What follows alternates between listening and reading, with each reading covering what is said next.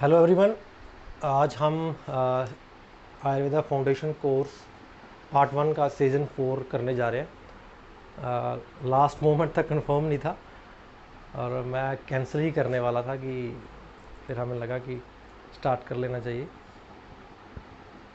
तो कल के सेशन का एक क्वेश्चन था, डॉक्टर अनिल जग्गी का एक क्वेश्चन था। तो मुझे बताना क्वेश्चन क्या था उनका इसमें है।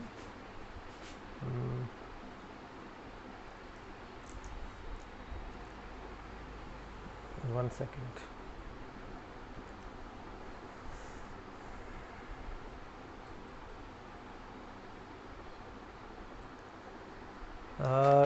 Dr. Anil Jaggi, one question: any Atma or soul with high Vata,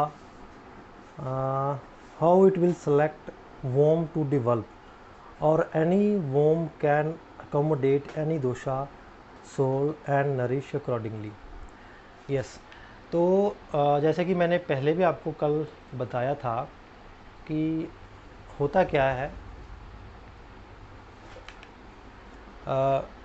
मैंने आपको पूरा कल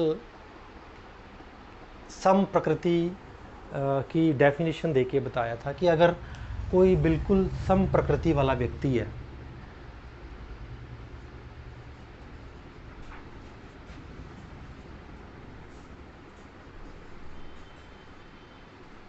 अगर कोई सम प्रकृति वाला व्यक्ति है, उसकी बॉडी सम दोष है जिसमें कि वात पित्त कफ तीनों बराबर मात्रा में है। वात पित्त प्लस कफ तीनों सेम अमाउंट में पड़े हैं। लेकिन जैसा कि मैंने आपको पहले भी बताया कि ह्यूमन बीइंग के अंदर एक चॉइस रहती है, उसको फ्रीडम रहती है। वो कहीं भी कभी भी अपनी लाइफ की डायरेक्शन को चेंज कर सकता है। अपने प्रकृति के अनुकूल जाने की उसकी संभावना ज़्यादा रहती है।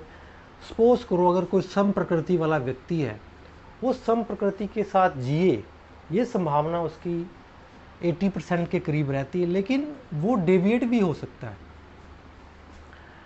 वो डेविएट होके एकल प्रकृति की तरफ भी जा सकता है, क्योंकि उसके अंदर सोचने समझने की शक्ति है, चॉइस लेने की शक्ति है। सो अगर कोई सम प्रकृति वाला व्यक्ति या कफज प्रकृति वाला व्यक्ति या पित्तज प्रकृति वाला व्यक्ति लाइफ में कोई ऐसे सर्कमस्टांसेस में फंस जाता है या बाई चॉइस वो वात प्रकृति वाले आहार विहार करने लग पड़ता है,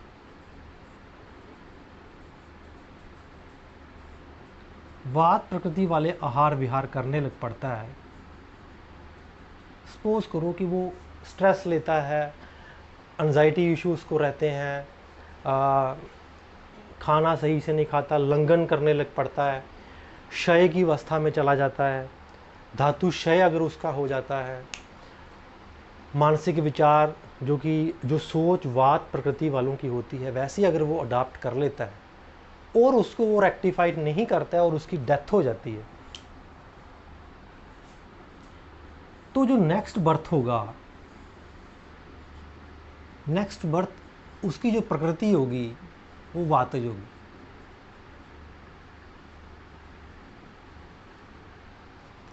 अब डॉक्टर अनिल जग्गी ने पूछा है कि वो कैसे सिलेक्ट करेगी, जो गर्भ है वो वात प्रकृति का कैसे सिलेक्ट होगा। जैसे उसकी डेथ होगी सोल यूनिवर्स में आ जाएगी। तो सोल जब यूनिवर्स में आएगी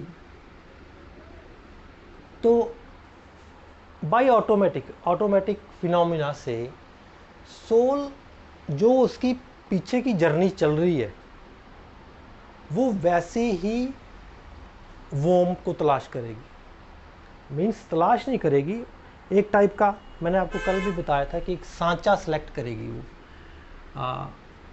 आप सपोज कर लो कि वात प्रकृति वाला वोम ऐसा है, तो जो उसकी जो माइंड की फिजियोलॉजी बन जाएगी वो ऐसी बन जाएगी, सेम एग्जैक्टली ऐसी।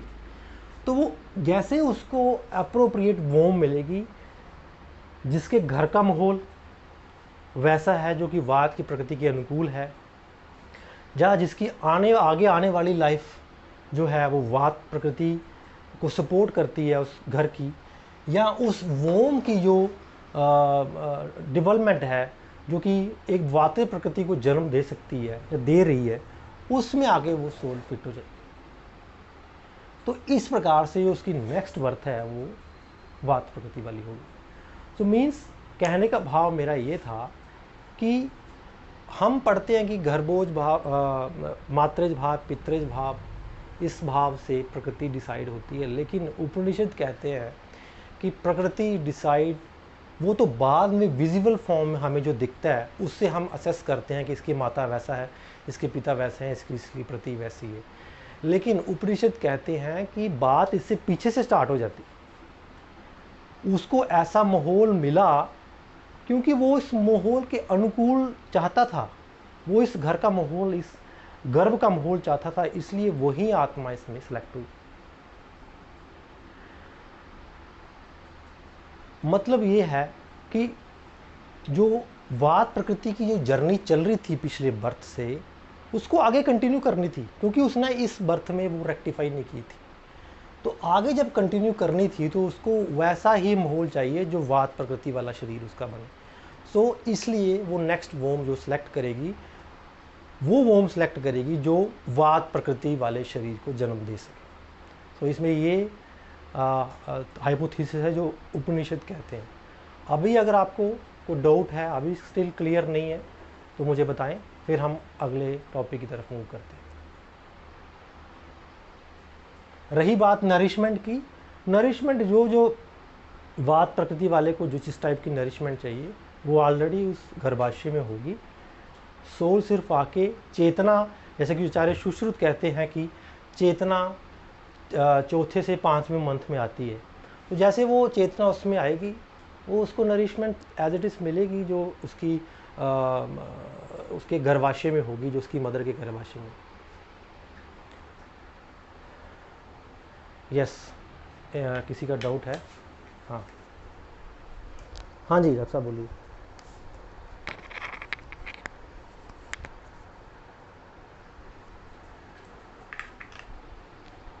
कोई DBS आयुर्वेद करके आईडी है, उन्होंने रेज़ किया था।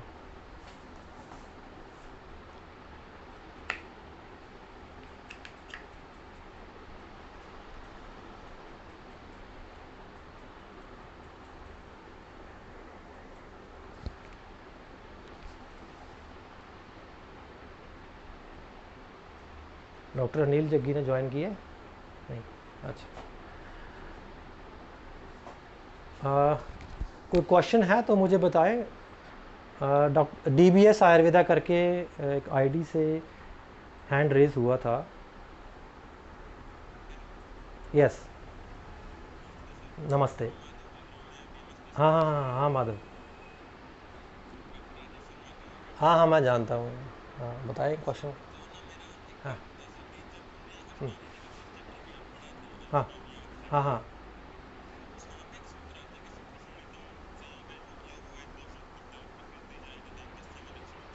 हम्म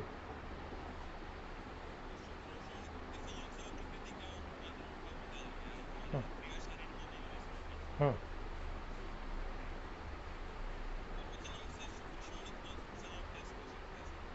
ठीक है। कुछ और क्वेरी है आपकी इसके अलावा? ठीक है, ठीक।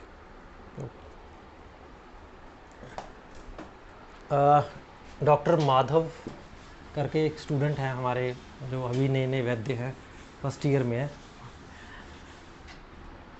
आप पूछ रहे हैं कि जैसे अष्टांग हृदय के आयुष्कामी अध्याय फर्स्ट में बताया है कि शुक्र शोणित और उसका आर्तव से जो है वो प्रकृति डिसाइड होती है। मैं इस चीज़ को डिनाई नहीं कर रहा, आप मेरी बात को पकड़ नहीं पा रहे। शुक्र प्लस आर्तव, कुछ जो प्रकृतियां हैं, जो प्रकृति के कंटेंट हैं, वो माता से आएंगे। मात्रज भाव जिसको हम मोटा मोटा समझ लें, मात्रज भाव प्लस पैत्रज भाव।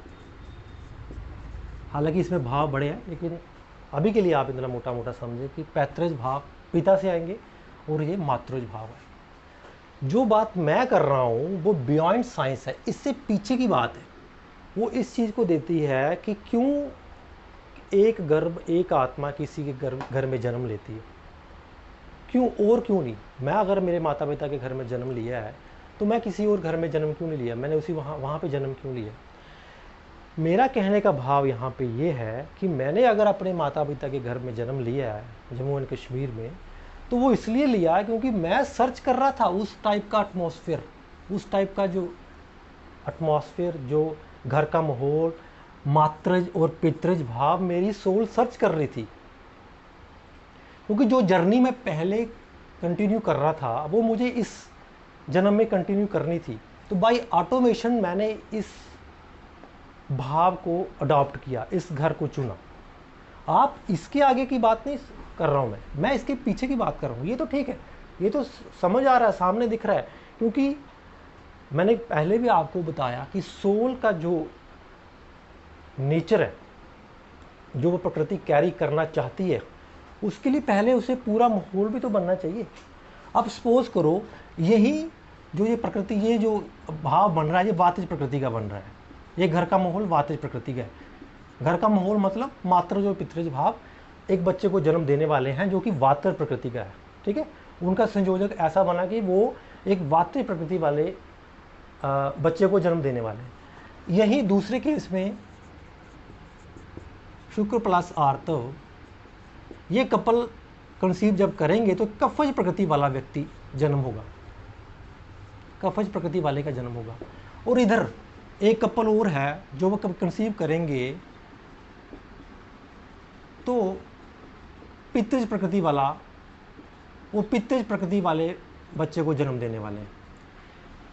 बॉडी डिसाइडेड है तीनों केसेस में, क्योंकि चेतना का जो प्रादुर्भाव होता है, आचार्य सुश्रुत बोलते हैं, वो होता है चौथे से 5वें महीने में, या कुछ आचार्य 3rd मंथ में बोलते हैं। चेतना का प्रादुर्भाव मतलब जब सोल इंटर करती है बॉडी में। तो 3 सिनेरियो मिल रहे हैं, 3 एटमॉस्फेयर मिल रहे हैं, पड़े हुए हैं गर्भ, 3 गर्भ बने हुए हैं। अब वात प्रकृति वाले को चाहिए वातज गर्भ, तो वो इसमें आएगा। सिंपल सी बात है, वो इसमें फॉलो करेगा। मैं ये नहीं कह रहा हूँ कि आचार्य भागवत बोल रहे हैं कि मात्र जो पितृज भाव से प्रकृति बनती है, वो ठीक है, प्रकृति बन गई है। लेकिन जब सोल जब इंटर करेगी तो वो देखेगी कौन से गर्भ में उसको जाना है, कौन सा गर्भ उसके लिए अनुकूल है, कौन से गर्भ में वो फिट बैठती है। आई थिंक अभी आपको समझ आ गया। अगर अभी नहीं समझ आता तो मुझे दोबारा से क्वेश्चन रेज करें।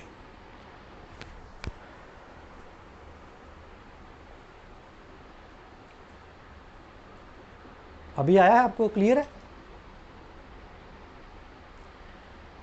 हम इसको और ज़्यादा आगे पढ़ेंगे जब हम नेक्स्ट लेक्चर्स में जाएंगे, जब गर्भो उत्पत्ति भाव पढ़ेंगे हम लास्ट में जाके, तब और क्लियर पढ़ेंगे। मेरा कहने का मतलब यही था कि चीज़ें फिट है, सांचे बने हुए हैं हर प्रकृति के। इसी प्रकार द्वंद्वज प्रकृति के भी बने हुए हैं। वात पित्तज का अलग बना हुआ है, पित्त कफ का अलग बना हुआ है। जो 7 प्रकृतियाँ बनाई हैं वैसे भी बने हुए, फिर मानस प्रकृतियों के भी खाने बने हुए। तो माहौल बने हुए, गर्भ पहले से तैयार हुए रखे पड़े हैं। सिर्फ आत्मा वो वाली 3रे या 4थे मंथ में आके फिट हो जाएगी। ये बात मैं कर,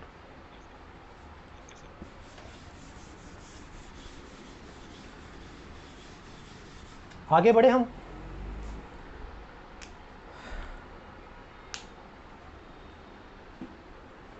नेक्स्ट कंटिन्यू करें।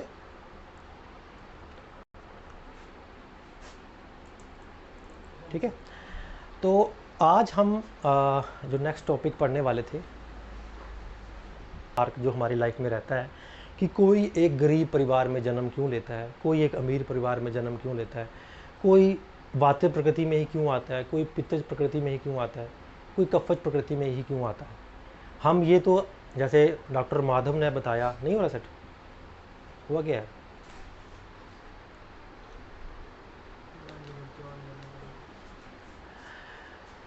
तो जैसे डॉक्टर माधव बोल रहे थे कि अष्टांग हृदय में लिखा है, वो जो एक्सप्लेनेशन आचार्य बताते हैं वो इस क्वेश्चन को आंसर नहीं दे पाती कि क्यों मेरी प्रकृति अगर वातेज है तो मेरी वातेज ही क्यों है। मातृज पितृज भाव उन्होंने बता दिए, मैंने आपको बता दिया कि वो चीज़ें पहले से सेट है। आप जिस चीज़ के लिए बने हो, आपकी पिछले जन्म की जो यात्रा चल रही है आप उस यात्रा के अनुकूल वहाँ पर फिट बैठोगे। अब बात आती है कि अगर मेरी प्रकृति वातज बन गई है तो क्या मेरे पास चांस नहीं है कि मैं कफज प्रकृति या सम प्रकृति में आऊँ? बिल्कुल है, डेफिनेटली है। अगर आप वातज प्रकृति के आदमी हो और आप चाहते हो कि प्रकृति आपकी चेंज हो, तो आपको सम प्रकृति, सपोज करो आप सम प्रकृति वाले बनना चाहते हो, तो अभी जो आपको बॉडी मिल गई है वो नहीं चेंज होने वाली। लेकिन जैसे ही आप सम प्रकृति के आहार विहार फॉलो करते हो,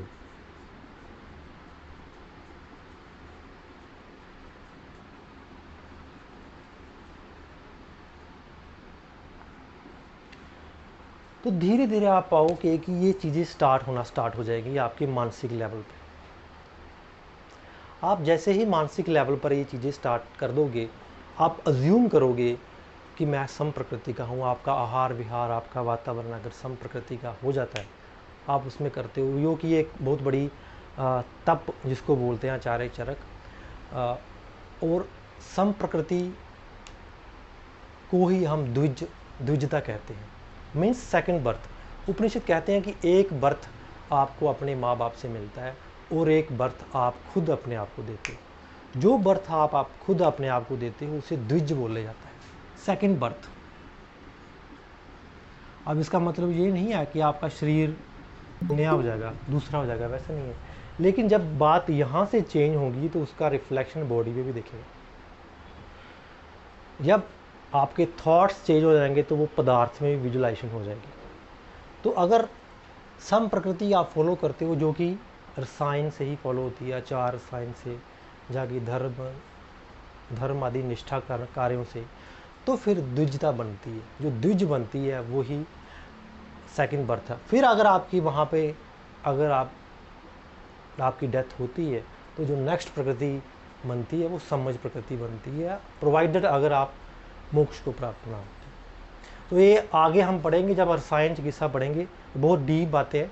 मैंने कि आपको बहुत एक ओवरव्यू करके बताई, क्योंकि हम फाउंडेशन कोर्स ही पढ़ रहे हैं अभी, और बहुत सारे क्वेश्चंस को ये आंसर देती हैं कि बहुत सारे क्वेश्चन अगर आप आयुर्वेद को बहुत डीप से पढ़ते हो तो आप पाओगे कि बहुत सारे क्वेश्चन आपके अनआंसर्ड रह जाते हैं, ना कि आयुर्वेद के। अगर आप और भी किसी फील्ड से हो तो ये क्वेश्चन जो है ये यूनिवर्सल ट्रुथ के क्वेश्चन है, इसको बोलते हैं आत्मज्ञान के क्वेश्चन है।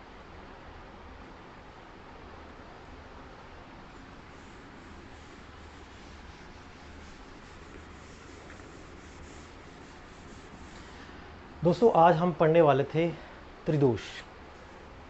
हम त्रिदोषों के बारे में आज डिस्कस करने वाले थे। त्रिदोष हम सभी ने पढ़े हैं, सभी ने एक बार नहीं बहुत बार पढ़े होंगे, ठीक है, क्लियर। मैं त्रिदोष के बहुत ज़्यादा डीप एक्सप्लेनेशन नहीं करूँगा, कोई उसके डिफरेंट टाइप्स नहीं बताऊँगा कि कौन सा वात पित्त कफज वाला है, उसके कितने वेद हैं, वो मेरे ख्याल से आपको पता भी हैं और इतने सिग्निफिकेंस भी नहीं है उनकी, ठीक है। हम पढ़ेंगे कि त्रिदोष क्या है।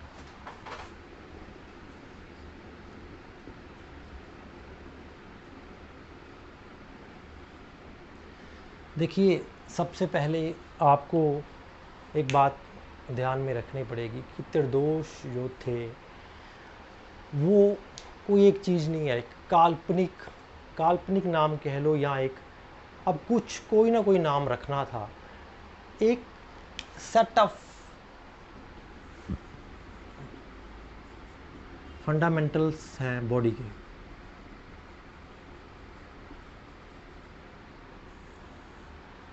और त्रिदोष जो है वो यूनिवर्सल से प्रेरित है। जैसे आचार्य चरक कहते हैं ना कि जो ब्रह्मांड में है वो पिंड में है, जो पिंड में है वो ब्रह्मांड में। मैंने आपको जैसे पहले भी बताया कि सूर्य, चंद्र और वायु,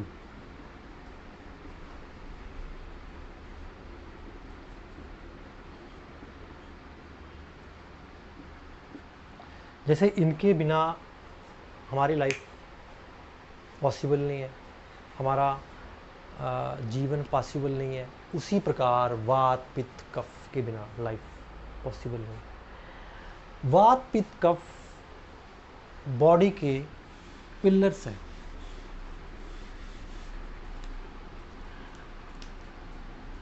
अब आप ये समझ लो कि ये ऐसे नहीं कि आपको फिजिकल फॉर्म में आपकी आंखों में आपको दिख जाएंगे, आपको अपनी आंखों से दिख जाएंगे। ये एक वे ऑफ एक्सप्लेनेशन है आयुर्वेद को समझाने की। जैसे एलोपैथी में सेल है, माइटोकॉन्ड्रिया है, सेल मेम्ब्रेन्स हैं, वैसे ही आयुर्वेद में चीज़ों को समझने के लिए, चिकित्सा को समझने के लिए, बॉडी को समझने के लिए आचार्यों ने त्रिदोष शब्द का, त्रिदोष शब्द को आचार्य संहिता में लेके आए, क्योंकि कुछ ना कुछ तरीके से हमें समझाना था, कोई ना कोई तरीके से, कोई ना कोई शब्दों से हमें फिजियोलॉजी समझानी थी, पैथोफिजियोलॉजी समझानी थी। तो वात पित्त कफ वो थे, वो एप्रोप्रिएट वर्ड पाएंगे, क्योंकि बॉडी में सारी चीज़ों को अगर किसी 3 चीज़ों में समराइज किया जा सकता था तो वो वात पित्त कफ थे। तो आचार्यों को लगा कि वात पित्त कफ ही एप्रोप्रिएट वर्ड है।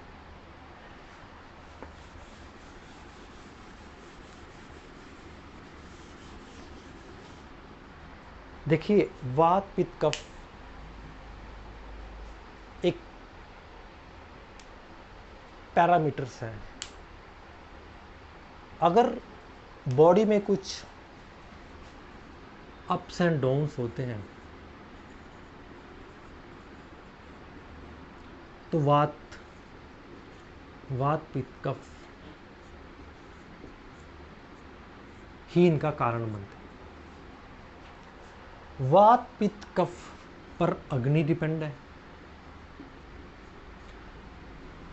वात पित्त कफ पर धातुएं डिपेंड है, वात पित्त कफ पर मल डिपेंड है। वात पित्त कफ हालांकि कहने को तो दोष है, लेकिन अगर आप इनका डीप मीनिंग लो तो ये दोष नहीं है। वात पित्त कफ दोष नहीं है, फंडामेंटल्स है। अगर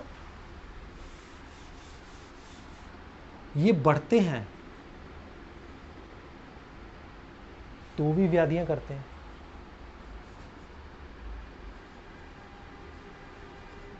और अगर गिरते हैं तो भी व्याधि करते हैं। जब सम रहते हैं तो हेल्थ क्रिएट करते हैं। मैंने आपको पहले ही लेक्चरों में बताया है कि आयुर्वेद का जो प्रयोजन है, इस ब्रह्मांड का जो प्रयोजन है वो है समता, बैलेंस। इसको मध्यम मार्ग भी बोलते हैं। चीज़ों को बैलेंस करना है हमें। यहाँ पे बॉडी में वात पित्त कफ है, लाइफ में रजस तमस है। आप कोई भी चीज़ उठा के देख लो, लाइफ की कोई भी पैरामीटर, कोई भी अपने लाइफ का कोई भी ऐसा अंग उठा के देख लो, आपको हर जगह नीड पड़ेगी बैलेंस की, समता की। अति जो है वो हमेशा ख़तरनाक होती है, चाहे वो क्षय में हो या वृद्धि में हो। तो अगर आप गौर से देखोगे, अपने लाइफ को गौर से देखोगे, एनालाइज करोगे, तो एक ही चीज़ की नीड आपको पड़ेगी, वो है समता की। लोग कहते हैं ना कि यार लाइफ में बैलेंस मांगता है। लाइफ में बैलेंस होना चाहिए, हर चीज़ में बैलेंस होना चाहिए। और इसी बैलेंस की दौड़ में हम चिकित्सक हैं। हम चिकित्सा किस लिए कर रहे हैं? कभी आपने सोचा हम चिकित्सा किस चीज़ की कर रहे हैं, क्या कर रहे हैं? हम बैलेंस की ही चिकित्सा कर रहे हैं। हम चीज़ों को बैलेंस कर रहे हैं। अब वो बैलेंस चाहे द्रव्य से हो या देह व्यापशीय चिकित्सा से हो,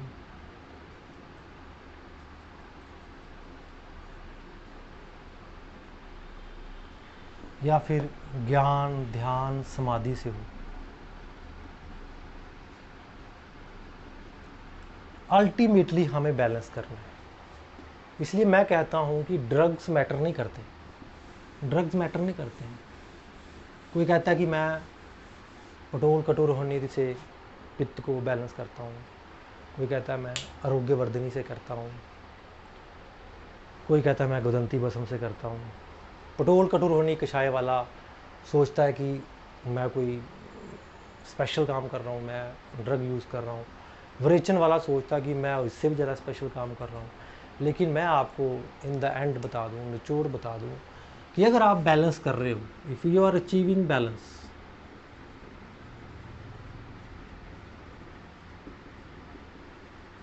if you are achieving balance in चिकित्सा,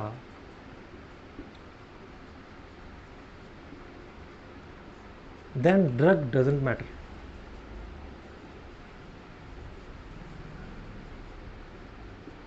और इवन मैं आपको ये भी कहता हूँ, path doesn't matter.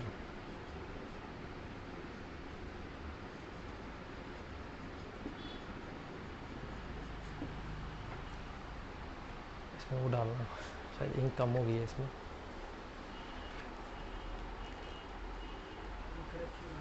ये पड़ी 6-7 ड्राफ्ट डालना। पाथ भी मैटर नहीं करता। अगर आप, मैं तो जैसे जैसे चिकित्सा आगे बढ़ती है, जैसे लाइफ के एक्सपीरियंस बढ़ते हैं, मैं तो ये भी कहता हूँ कि अगर आप एलोपैथिक मेडिसिन से भी अगर आप समता ला रहे हो दोषों में, then it's also good. Patient नहीं अफोर्ड कर पा रहे, अगर आप पेंटॉप दे के भी समता ला सकते हो इंस्टेंटली, इट्स गुड। कोई इसका वो नुकसान नहीं है। आप इसको इतना टैबू मत मानो। आप इसको, हम आयुर्वेद वाले फिजिशियन क्या मानते हैं कि यार ये नहीं, ये गलत है। अगर कोई शमन चिकित्सा कर देता है वो कहते हैं नहीं, इसका तो शोधन होना चाहिए भाई, शोधन से ही इसका क्षमता होनी चाहिए, ये चिकित्सा सही नहीं है, ये चिकित्सा सही नहीं। लेकिन मैं आपको बता दूं कि अल्टीमेटली हमें बैलेंस करना है। हाँ, अगर बैलेंस करते वक्त आप किसी उपद्रव को जन्म नहीं देते हैं, आप किसी नई व्याधि को अगर जन्म नहीं दे रहे हो, आप पेशेंट की क्वालिटी ऑफ लाइफ से आप कंप्रोमाइज़ नहीं कर रहे हो, आप पेशेंट की बल की हानि नहीं कर रहे हो, आप पेशेंट की अग्नि की हानि नहीं कर रहे हो, तो वो चिकित्सा सफल है। तो क्या क्या चीज़ें हैं? त्रिदोष को बैलेंस करते समय, कितने डाले इसमें? त्रिदोष को बैलेंस करते समय अगर आप अग्नि को डिस्टर्ब नहीं कर रहे हो, अग्नि अगर आपकी इंटैक्ट है, अगर पेशेंट की स्ट्रेंथ अगर इंटैक्ट है, पेशेंट की क्वालिटी ऑफ लाइफ अगर इंटैक्ट है,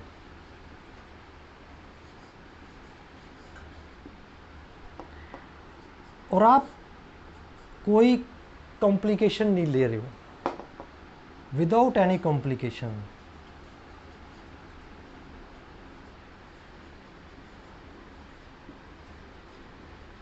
it means you are doing the right चिकित्सा। मैटर नहीं करता उसमें कि आप एलोपैथी से कर रहे हो, आयुर्वेद की कौन सी ड्रग से कर रहे हो, शमन से कर रहे हो, शोधन से कर रहे हो। अगर पेशेंट अफोर्ड नहीं कर पा रहा विरेचन, अगर पेशेंट को आप विरेचन नहीं दे सकते, तो वहाँ पे शमन चिकित्सा के थ्रू ही आपने बैलेंस करना है। लेकिन अल्टीमेटली करना क्या है? बैलेंस। मैं क्यों इस वर्ड पे जोर दे रहा हूँ? क्योंकि ये वर्ड बेसिक है चिकित्सा का।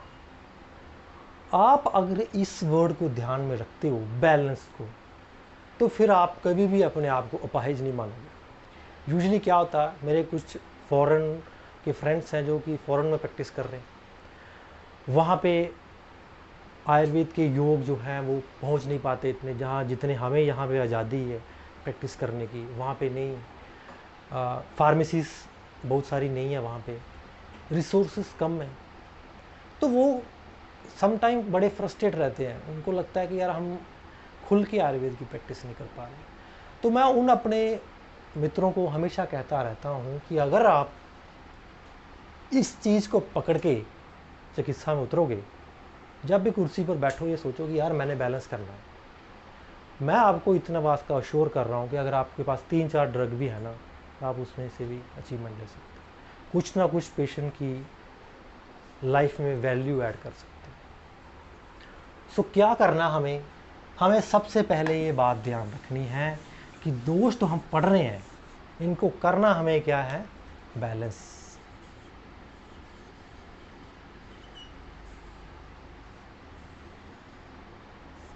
सम, इनको करना क्या हमें, सम। अब वात पर हम शुरू करते हैं। वात दोष,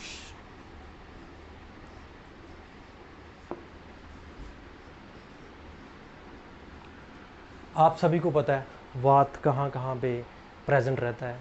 वात हमारा जो है मेनली पक्वाश्य में इसका स्थान है, पर ये मेरा मानना है कि ये सभी जगह विद्यमान है। जब आप चिकित्सा करने पर उतरते हो तो वात अगर पक्वाश्य में है, ये चीज़ें बहुत पीछे रह जाती हैं। हाँ, अगर आप वस्ती करने पर आते हो या कुछ भी मेजर पंचकर्म करते हो तो आपको आपके माइंड में आता है कि वात पक्वाश्य में। लेकिन जैसे आप जर्नलाइज, जब आप चिकित्सा करने में उतरोगे तो you have to consider every dosha in every sphere of the body. ये चीज़ें जो मैं आपको बता रहा हूँ ये प्रैक्टिकल चीज़ें हैं। संहिता बता रही है, संहिता ने आपको 0 से लेके जाना है। वो आपको बताएगी कि वात की कौन कौन सी वात कहाँ पे पड़ी है, उदान, प्राण, व्यान, समान, वो सभी बातों को अलग अलग से एक्सप्लेन करेगी। लेकिन वो एक्सप्लेनेशन करने के बाद अल्टीमेटली आप यहीं पर आओगे कि वात सर्व जगह है, हर जगह पर, कहीं पे भी वात कूद हो सकती है, कहीं भी वात के लक्षण आ सकते हैं। वात दोष को टैकल करना है अगर आपको, वात दोष के लक्षण पे मैं नहीं जाऊंगा, लक्षण आपको पता है। जो भी वात रिलेटेड 80 प्रकार के जो वातिक दोष होते हैं, you can consult a good Laghutrayi और बृहत्त्रयी बुक। वहाँ आपको मिल सकता है कि वात दोष की कौन कौन सी व्याधियाँ होती हैं। हम प्रैक्टिस में जैसे कर रहे हैं osteoarthritis, low back pain, sciatica, ऐसे बहुत सारी वात के रिलेटेड हैं, स्किन में भी है। सो वात के रिलेटेड जितनी भी व्याधियाँ हैं, डिजीजेस रिलेटेड टू वाता,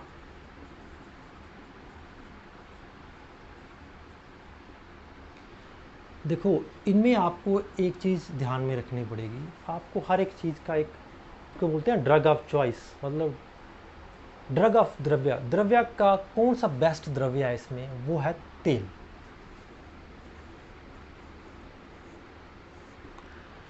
वात के लिए हमेशा बेस्ट चीज़ है वो है तेल, और वात को अगर शरीर से निकालना है तो वो है वाया वस्ती।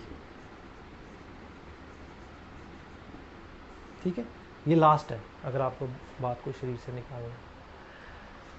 अब वात जो है वर्ड से सिंबलाइज होता है, चंचल है, अस्थिर है। वात प्रकृति वाला पेशेंट हमेशा अप्स एंड डाउन में रहता है, इसको बोलते हैं विषम।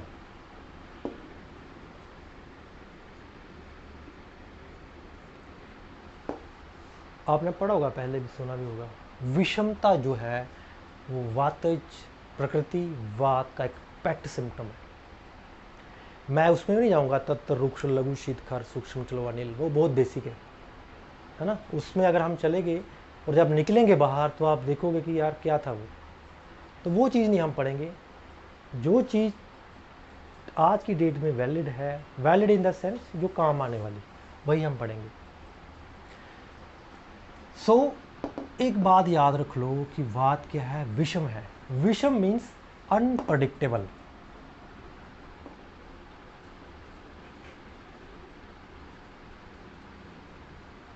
मतलब ये है कि वात को आप प्रोडिक्ट नहीं कर सकते। वात पर्सनैलिटी वाले बंदे को आप प्रोडिक्ट नहीं कर सकते, यू कैन नॉट जज। आप उसके बारे में ये नहीं कह सकते ये नेक्स्ट में क्या करने वाला है। वात कभी सप्रेस हो जाएगी, जब सप्रेस हो जाएगी तो पेशेंट लो फील करेगा, डिप्रेस फील करेगा, लो एनर्जी फील करेगा, गिल्ट फील करेगा। और यही बात अगर अप हो जाती है तो पेशेंट हाई एनर्जी, बहुत ज़्यादा एनर्जी होगी, मतलब जैसे सोडे की बोतल खुलती है ना, एकदम से बाहर निकलती है, बाद में ठंडा हो जाता है, वैसे उस टाइप की एनर्जी होगी, हाई एनर्जी। लेकिन वो एनर्जी एकदम से ठंडी भी हो जाएगी। हाई एनर्जी, एनजाइटी, मतलब एकदम से हर्षोल्लास से भर जाएगा कि यार चलो अभी करते हैं, अभी करते हैं यार, इसको ये करते हैं एकदम से, और थोड़े ही मिनटों में डाउन हो जाएगा।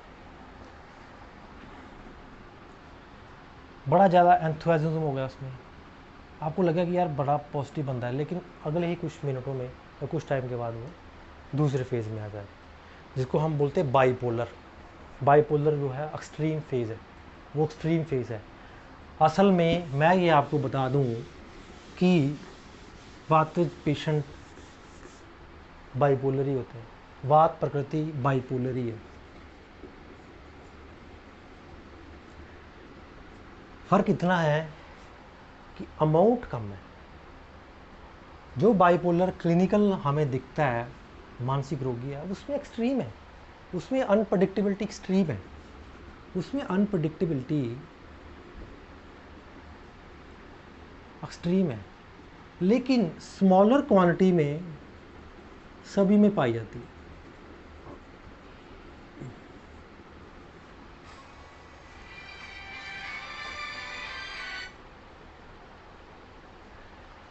स्मॉलर क्वांटिटी में ये अनप्रडिक्टेबिलिटी वात के सभी पर्सनैलिटी में पाई जाती है।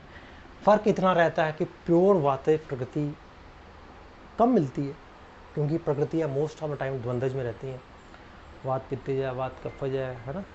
उसकी वजह से क्या रहता है कि वात का जो एक्सट्रीम कंटेंट है वो थोड़ा सा सप्रेस रहता है, दूसरी प्रकृति उसको हाइड करके रखती है, उसको सप्रेस करके रखती है।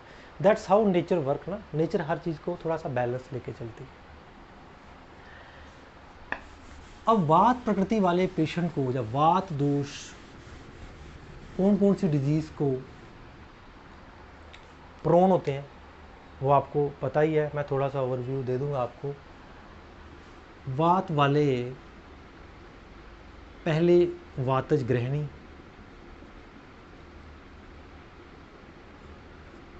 मीन्स ये है, प्रोन इन द सेंस मेरा कहने का मतलब ये है कि अगर वात दोष थोड़ा सा भी बढ़ता है तो ये व्याधियां उनको होने के चांसेस ज़्यादा है।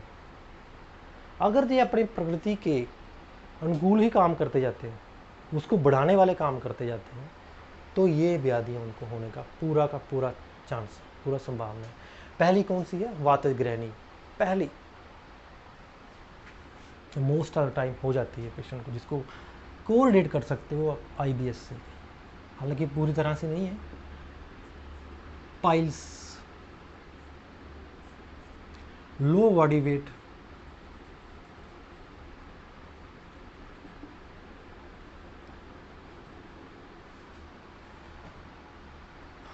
लो टेस्टोस्टेरोन,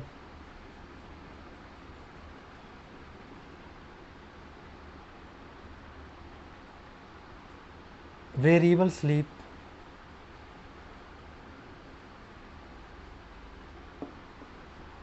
जॉइंट रिलेटेड डिसऑर्डर्स,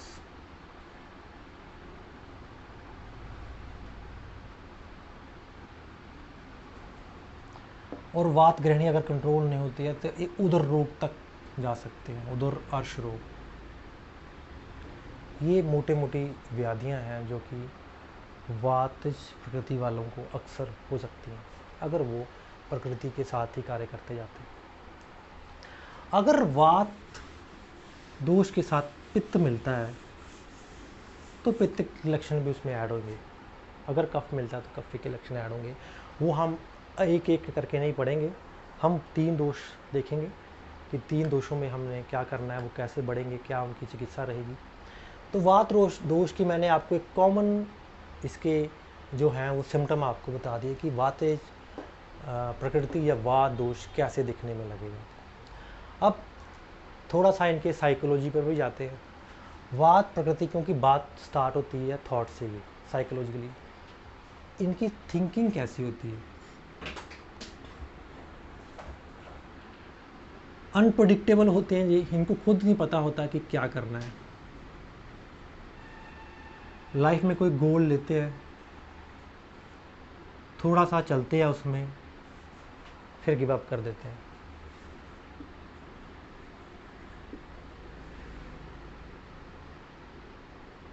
जो मैंने आपको बताया कि एकदम से हाई एनर्जी पे चले जाते हैं और एकदम से लो एनर्जी पे चले जाते हैं, उसका कारण है वात प्रकृति वाला पेशेंट एनर्जी स्टोर नहीं करता।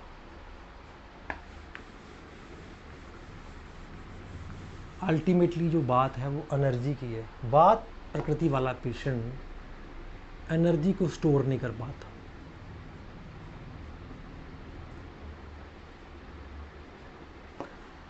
जो एनर्जी स्टोरेज है ये स्टार्ट होती है माइंड से और फिर उसका जो रिफ्लेक्शन है वो बॉडी में भी दिखती है। हम माइंड से स्टार्ट करते हैं, क्यों स्टोर नहीं कर पाता, फिर बॉडी पे आएंगे। क्योंकि वात प्रकृति वाले पेशेंट ऑलवेज फटीग रहते हैं, उनको वेट लॉस की प्रॉब्लम रहती है, उनको धातु क्षय की प्रॉब्लम रहती है, उनको रजक्षमा होने का डर रहता है, उनको वात गृहिणी होने का डर रहता है। वो हम देखेंगे। पहले हम देख लें कि उनकी एनर्जी क्यों स्टोर नहीं होती, क्यों वो हट्टे कट्टे क्यों नहीं होते, क्यों वो लो रहते हैं। उसका एक कारण है वात प्रकृति वाले पेशेंट की हमेशा thought process as compare to other person बहुत ज़्यादा होती है।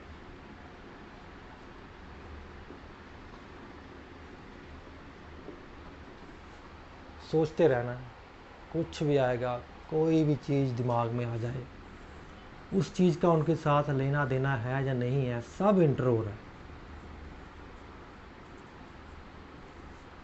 हार्वर्ड यूनिवर्सिटी में 1940 में एक रिसर्च हुई थी कि आधे घंटे का थॉट प्रोसेस उतना एनर्जी वेस्ट कर देता है जितना कि आप 4 घंटे अगर खेत में जाके कुल्हाड़ी मार के आओ। So this much energy they are wasting in thought process.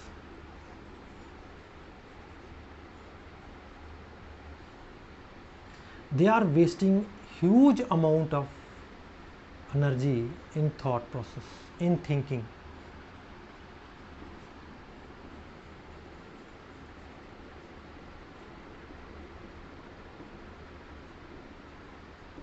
As a result, जब इतना थॉट प्रोसेस, इतनी थिंकिंग होती है, तो रिजल्ट में क्या होता है, क्योंकि हर चीज़ की कीमत अदा करनी पड़ती है। इस ब्रह्मांड में कोई भी चीज़ फ्री में नहीं आती, हर चीज़ की आपको कीमत अदा करनी पड़ती है। और कीमत आपको दिख रही है कि नहीं दिख रही है, ये आपकी बुद्धिमत्ता पर डिपेंड करती है, या आपकी इंटेलिजेंस पर डिपेंड करती है। वात प्रकृति वाला एक अल्टीमेट फॉर्म ऑफ एनर्जी दे रहा है थिंकिंग में। जब वो थिंकिंग में इतनी एनर्जी देता है, वो कंफ्यूज्ड हो जाता है। Thinking always lead to confusion, क्या सही है क्या नहीं है। क्योंकि थिंकिंग क्या है, एक टाइप ऑफ आवरण कर देती है आपकी आंखों के आगे, बुद्धि को ढक देती है, इंटेलिजेंस को बांध देती है। और जब थिंकिंग की वजह से एनर्जी लॉस होती है तो they feel fatigue, they feel low. जब ये लो एनर्जी उनकी माइंड से स्टार्ट होती है तो वो बॉडी तक भी आती है। उनके जो स्रोत हैं, जो उनके चैनल्स हैं, रस्व है, वो हमेशा संकुचित रहते हैं। रस्व है स्रोतो दृष्टि आपको आम मिल जाएगी वात प्रकृति वाले पेश। जब रस्व है स्रोतो दृष्टि हो जाती है तो क्लैब्य, निद्रानाश, शुक्रक्षय, वात व्याधि ये होना आम बात हो जाती है। तो वात प्रकृति वाले पेशेंट अगर आप किसी एलोपैथ से पूछो तो वो कहेगा कि लो प्रोटीन रहता है इनकी बॉडी में।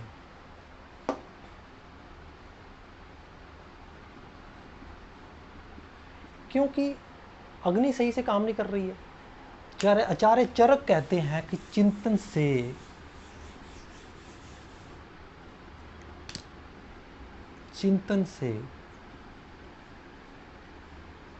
अग्नि मंद होती है। आचार्य भागवत कहते हैं हर्ष से अग्नि बढ़ती है। दोनों एक ही बात कर रहे हैं, दोनों एक ही बात कर रहे हैं, कहने का ढंग अलग है, दोनों बात एक ही कर रहे हैं।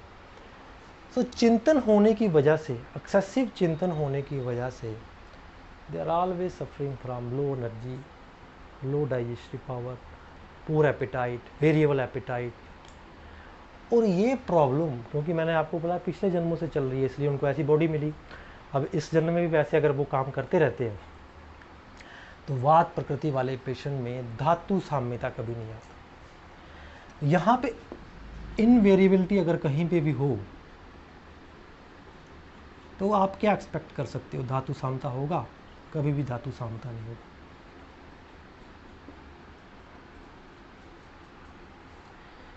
इसलिए बात बड़ी जल्दी से क्रोधित हो जाता है, क्योंकि जब आपके पास एनर्जी नहीं होती तो आपके पास सहन करने की शक्ति नहीं होती। एनर्जी जब नहीं होती है तो ओज क्षय होता है। ओज क्षय जब हो जाता है तो रस क्षय हो जाता है। रस क्षय जब हो जाता है तो क्या होता है कि छोटी सी चीज़ भी आपको एग्रावेट कर देती है, आपको इरिटेट कर देती है। इसलिए वातेज पेशेंट बड़ी जल्दी फ्रजाइल होते हैं, वो इरिटेट हो जाते हैं, एकदम से भड़क जाते हैं। ठंडे बड़ी जल्दी होते हैं लेकिन भड़क जाते हैं। कारण ये है क्योंकि लो एनर्जी होने की वजह से प्रकृत कफ नहीं बन पाता। लो एनर्जी होने से प्रकृत कफ नहीं बन पाता, क्योंकि एक्सेसिव वात प्रकृत कफ को डाउन कर देता है। तो जब आपके सामने कोई शील्ड ना हो कफ की तो कोई छोटी सी चीज़ भी आपको एग्रेवेट कर देती है, कोई छोटी सी पिन भी आपको स्टिमुलस दे सकती है। प्रकृत कफ क्या है कि प्रकृत आवरण बना के रखता है, शील्ड बना के रखता है, कशन बना के रखता है। एक्सटर्नल स्टिमुलस और आपके बीच में एक कशन बना के रखता है। और वाते प्रकृति वाले पेशेंट के स्टिमुलस कशन होता नहीं है, कोई छोटा सा स्टिमुलस भी उसको इरिटेट कर देता है, वेदर वो किसी के कहने पर हो, कोई एटमॉस्फेरिक स्टिमुलस हो। इसलिए वाते प्रकृति वाले बहुत लो इम्यूनिटी होती है उनकी, फ्रजाइल होते हैं, अनप्रडिक्टेबल होते हैं, प्रोन होते हैं, कोई सारी भी डिजीज़ इनको हो सकती है। तो ये हमने आज वातेज प्रकृति के बारे में पढ़ा। डिटेल बहुत है, बहुत कुछ मैं बोलना चाहता हूँ लेकिन ज़्यादा हो जाएगा। वो हम जैसे जैसे व्याधियाँ बढ़ते जाएंगे वैसे वैसे हम उस समय में उसके बारे में डिस्कस करेंगे। बहुत सारी डिजीज़ हम आगे पढ़ने वाले हैं, हम हर एक डिजीज़ को कवर करने वाले हैं, हम कोई भी एस्पेक्ट नहीं छोड़ने वाले, हम ईच एंड एवरी एस्पेक्ट हम देखने वाले हैं। चाहे वो स्त्री रोग है, चाहे वो रसायन चिकित्सा है, चाहे वो काय चिकित्सा है, चाहे वो कुमार वृत्ति है, हम हर एक चीज़ कवर करने वाले हैं। तो जैसे जैसे हम वहाँ पर पहुँचते जाएंगे हम इनके बारे में और डिटेल में पढ़ते जाएंगे। आज के लिए मैंने आपको वातेज प्रकृति के बारे में बताया। वातेज प्रकृति मीन्स वातेज दोष इटसेल्फ, कोई डिफरेंट नहीं है।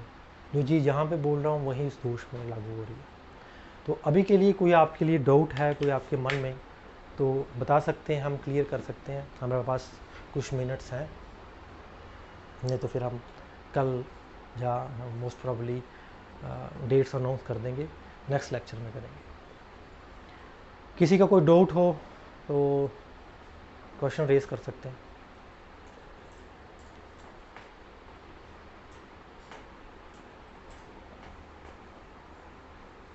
अगर डाउट नहीं है तो आप चैट भेज सकते हैं कि चैप्टर हम सेशन क्लोज कर सकते हैं।